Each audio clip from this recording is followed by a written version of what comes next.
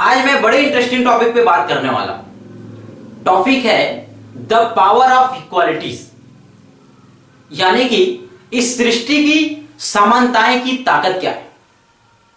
तब मैं कहता हूं, एक इंसान के जीवन काल में एक समय ऐसा आ जाता है जब आपको यह रियलाइज हो जाता है कि आपके दुखों का कारण या आपके तकलीफों का कारण केवल और केवल इस सृष्टि की रचनाओं को न समझने के कारण है, या इस सृष्टि की समानताओं की ताकत को न जानने के कारण है।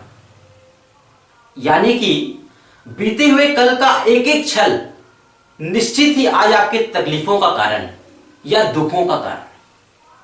और मैं ये बात मानता हूं, निश्चित रूप से अगर आप इस सृष्टि की रचनाओं को समझ जाते हैं या इस सृष्टि की समानताओं की ताकत को समझ जाते हैं तो आप अपने जीवन में स्वतंत्र हो जाते हैं या अपने दुखों से मुक्त हो जाते हैं।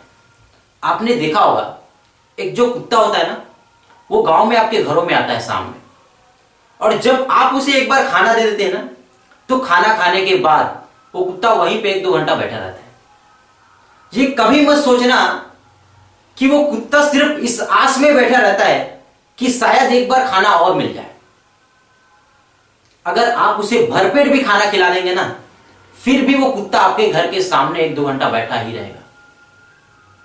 इट मीन्स आपने उसे खाना खिलाकर जो एहसान किया ना, उसी एहसान को वो 1-2 घंटा आपके घर के सामने ड्यूटी करके हिसाब बराबर कर देता है, यानी कि जो कर्ज है उसको वहीं पे बराबर कर देता है।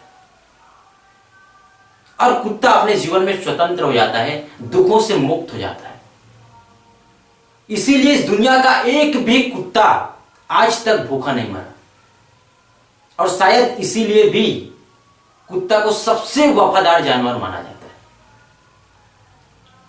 तो सिमिलरली आपके भी जीवन में आपके यार दोस्त, आपके कलीग्स, आपके माता पिता न जाने आपके ऊपर डे बाय डे इतने एहसान कर रहे हैं जिसकी कोई गिनती नहीं है, और इन सभी एहसानों को आपको इसी जीवन काल में चुकाना है। और जितनी जल्दी आप इस एहसान को चुकाते जाएंगे, आप अपने जीवन में स्वतंत्र होते जाएंगे, अपने दुखों से, अपने तकलीफों से मुक्त होते जाएंगे। अगर आपको मैं एक रोटी का टुकड़ा दे दूं और साथ में तराजू भी दे दूं कि इस एक रोटी के टुकड़ों को 4 हिस्से कर 4 लोगों में बांट दिया जाए, तो 4 लोगों में बांटने के बाद भी उन 4 लोगों का भाव एक समान नजर नहीं आएगा। पर इस सृष्टि का समानताएं एक एक तिनका का हिसाब बराबर करती है।